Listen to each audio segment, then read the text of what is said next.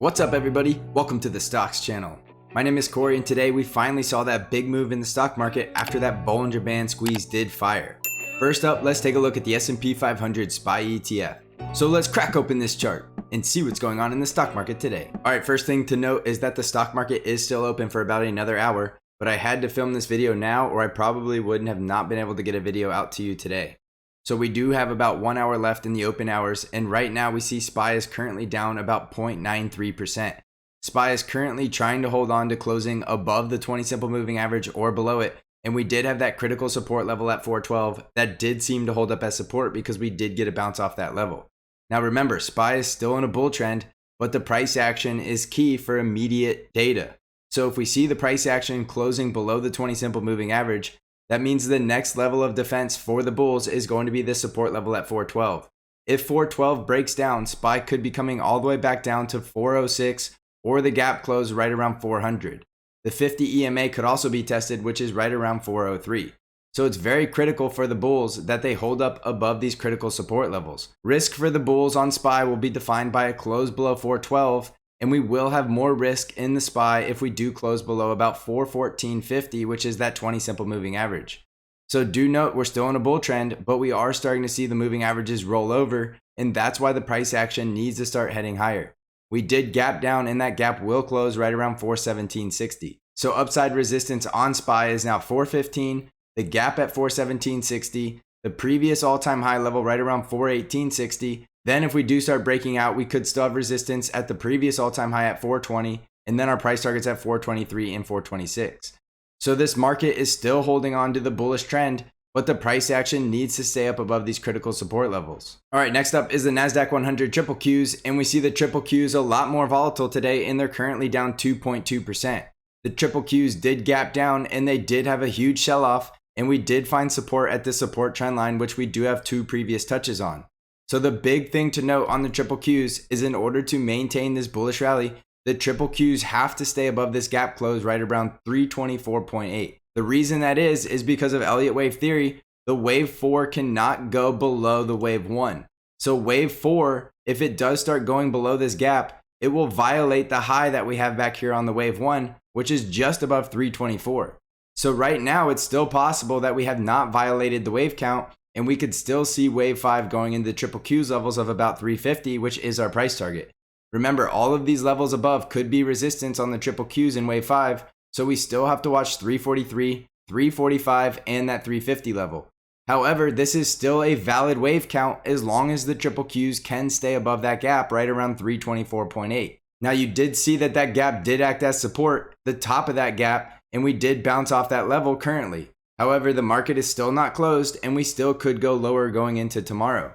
So you need to watch this critical level very closely because remember, if wave 4 starts going below the gap, that invalidates the possibility that we could still have a leg higher in wave 5. So watch that very closely because this is a very critical level. That also does make for a good risk reward trade setup because if we're that close to possibly bottoming out in wave 4 with the potential of a wave 5 going all the way to 350, that is a very good risk reward. So your risk is defined on the triple Qs by a close below support at 324.8, which is that gap close, and you'll know to get out because we could be going much lower to possibly close the other gaps at 321 and 315. So watch critical support at that gap close right around 325, and the breakout would be down below that trend line, which would be another sign that you need to get out because it's going much lower. So right now the price action could close back above the 50 EMA still, which is right around 329.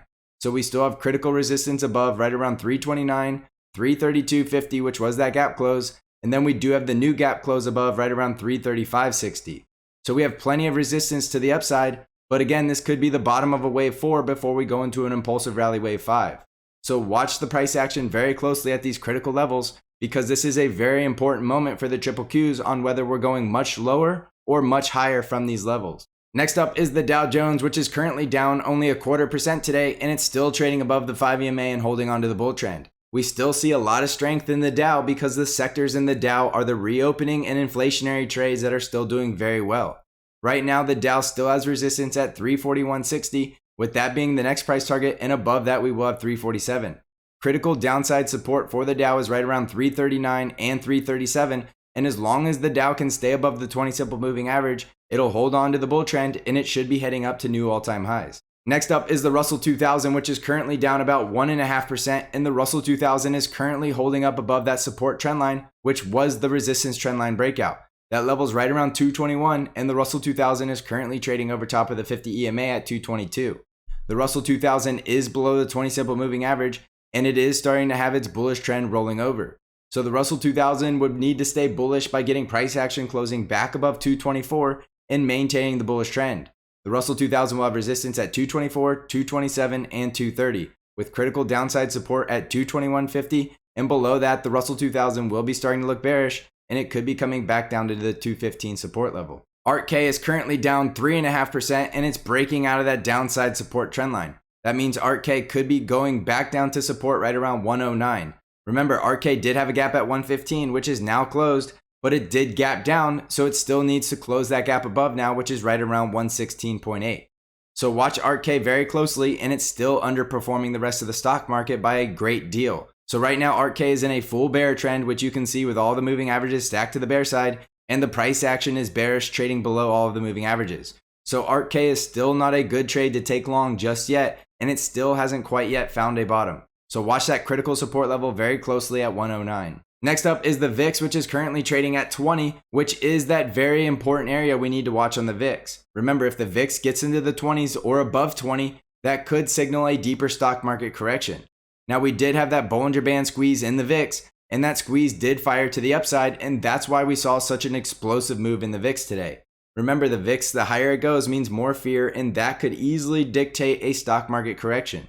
So watch the VIX, which it did try to break out intraday, and it was right around 21.9. But as you can tell, it did get rejected off that resistance level, and it's now back below resistance at 20.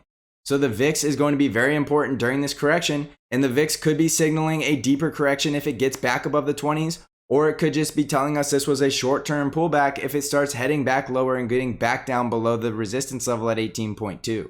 So watch the VIX because it's going to tell us everything we need to know about this correction.